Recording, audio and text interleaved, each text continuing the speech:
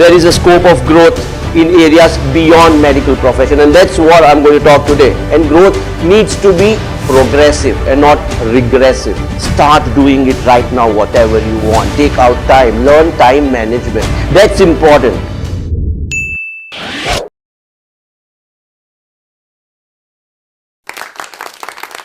Hello doctors, I am Dr. Parag Sanghvi.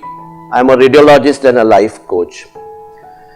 Today I am going to talk about growth, but growth not related to medical profession. I'm going to talk about growth beyond medical profession. And before I start talking on that, let me share my understanding of growth. Growth for me is a progressive process from one level to another higher level. And growth needs to be progressive and not regressive.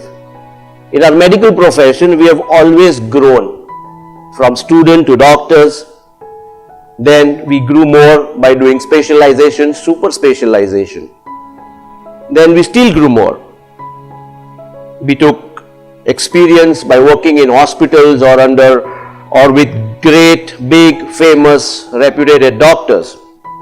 And then we joined as consultants in hospitals, or we started our private practice. We were growing in terms of experience, in terms of maturity. We were just growing and growing. And with time, we grew, not in terms of experience, but also in terms of money, fame, reputation, recognition, credits. And we are still growing. And we are happy. But is this growth the only criteria for success? Think over it. There is a scope of growth in areas beyond medical profession, and that's what I'm going to talk today.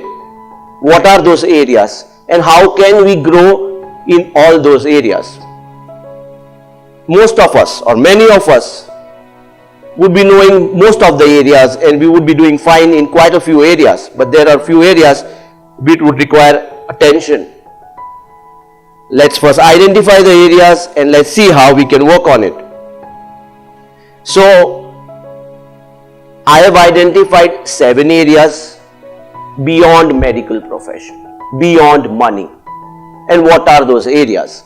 Those areas are relationships, health and wellness, emotional, education, spiritual, recreational, and an area of self-satisfaction, what I called as self-actualization. We need to grow in all these areas. And we grow in all these areas along with growth in medical profession, then I would say yes, we are successful in true terms. That will lead to happiness, that will lead to peace, that will lead to harmony, and that's what all of us are looking for. Aren't we? Talk about each area individually. And let's see. And while I am talking, you reflect. Are you grown or do you need a growth in that area? We'll talk about the steps of growth later on. Let's talk about each area. Let's talk about relationships.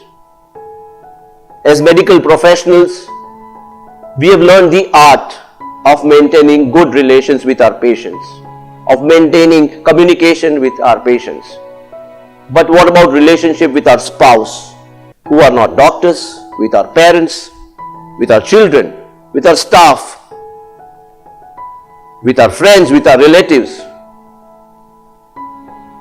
Are we good with all of them? If not, then we should try working on it. It's very important that we have a healthy relation with our parents. They've grown old, there's a generation gap. What can we do? The least we can do is give time. The least we can do is talk to them. All they require is time and some attention. What about our children?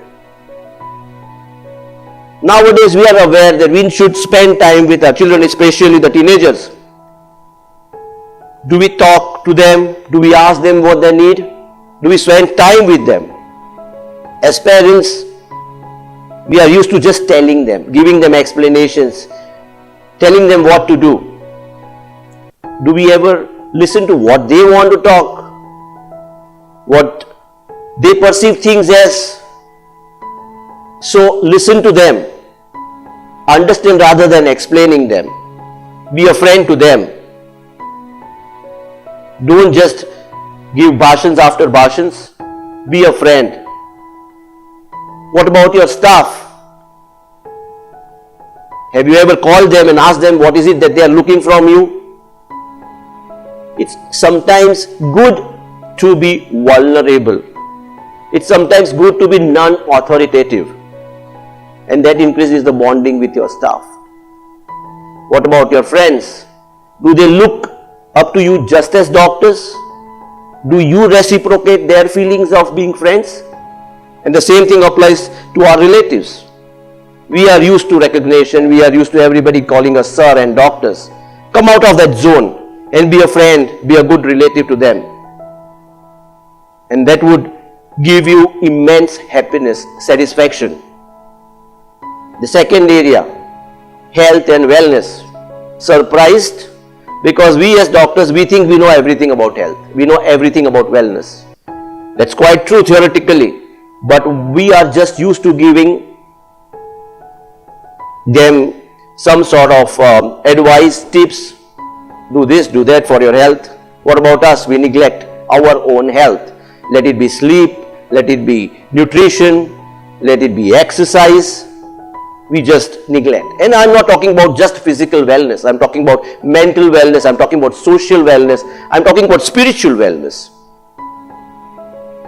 We need to first look after ourselves. And then when we look after ourselves, we are in a better position to deal with our patients. Indirectly, it plays a big role in our medical profession. So, health and wellness is that area where you need to grow. Which is the third area? The third area is self-education. As doctors in medical profession, we are used to attending conferences, CMEs, lectures. But there is the need of growth beyond medical profession. Are we techno-savvy? Do we know about the latest gadgets? Do we know how to start our own YouTube channel so that we can upload our educative lectures for patient awareness, for marketing? Are we aware of this? And for that, we need to educate ourselves by doing some online courses, by attending weekend courses, whatever. Even if we have to follow a profession like say photography, we need to learn, we need to first educate, and then we need to practice, right?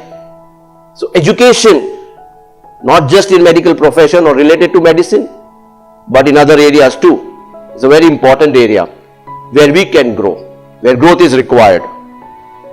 What is the fourth area? Emotional. Most important, because if we are mentally not stable, how can we do justice to our patients? Stress, one of the most important factors. It affects us as students when we are growing our practice, and even when we become senior. Challenges are there in diagnosis, in operative theaters, whatever. So we need to learn to be stable mentally, manage our stress, manage our anger. And how can we do that? Meditation plays a role. Exercise plays a role. Reading, listening to music, all these plays a role. And keeping ourselves stable, emotionally stable. Which is another area. I think another area as we grow, as we become more senior in experience, in maturity, we start going towards spirituality. And what is spirituality? Spirituality for me is being aware of my own self, being self-aware. How can you be self-aware? By identifying your strengths, by identifying your weaknesses, your passions, your likes, your dislikes. What makes you happy? What makes you angry? Identify, start working on them. Which is another way, is being less reactive, being less impulsive. Reaction is bound to happen, but how to learn to be less reactive? That's also a way towards spirituality. Another way, some people follow a religion. That's also a path towards religiosity. But One thing, keep in mind, you need not be religious to be spiritual. You can be spiritual and at the same time not be religious. I would say be religious and be spiritual, that has a cumulative effect. Another area, very important, is recreational area. Follow your passions. I will do when I retire. That's the most commonest language. I don't have time right now. Start doing it right now, whatever you want. Take out time. Learn time management. That's important. That will bring immense happiness. That increases your productivity in medical profession. Go out, learn. You want to learn a type of a dance? Go out, learn. Join weekend classes. You can learn online also by watching the videos. And dance. Even though you don't know to dance, just dance. Start practicing. Practice makes a man perfect. You interested in painting? Don't wait till you reach 50 or 60. Start painting. Buy a brush and start painting. Photography, buy a camera, go out, start clicking. Read, lectures, whatever, courses. Do it now. Develop a me time for yourself and you'll see the difference. In the last area is an area of self-satisfaction, area of self-actualization, where you can use your potential to the maximum for others. And that will give you immense satisfaction. Maybe young doctors may not relate to this last statement of mine, but I am damn sure as you grow older, not in terms of age, in terms of experience, you will relate to this last area of self-satisfaction. And as doctors, we are fortunate. We can mentor our young doctors selflessly through our experience, through our struggles, through our successes, sharing the stories of success, sharing the stories of failures and how you overcame those. They will benefit immensely from your mentoring. Another way you can have lots of self-satisfaction is philanthropy. As doctors, we are used to working in charitable clinics, charitable hospitals, but can we do more outside this world of medical profession? Can we align ourselves with some NGOs? Can we help deprived children, empower women? Even we want lots of money. Can we donate some money to some good cause? That's philanthropy for me. So we have identified these 7 areas. Now, what to do? You have identified the area. So what are the steps of the growth beyond medical profession? The first step we have already done. We have identified the areas. Now, you need to see in yourself and find out which are the areas where you need to grow. Which are the areas where you are already grown enough. And once you realize the need to grow in those areas, what you do? Scale yourself. Go to each area. Suppose if it's a relationship, scale yourself from 0 to 10. See where you are, 2, 3, 4, aim to go to 8, 9.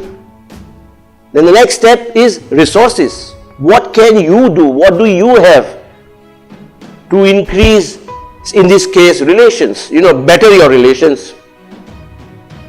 And what are the things you need to do?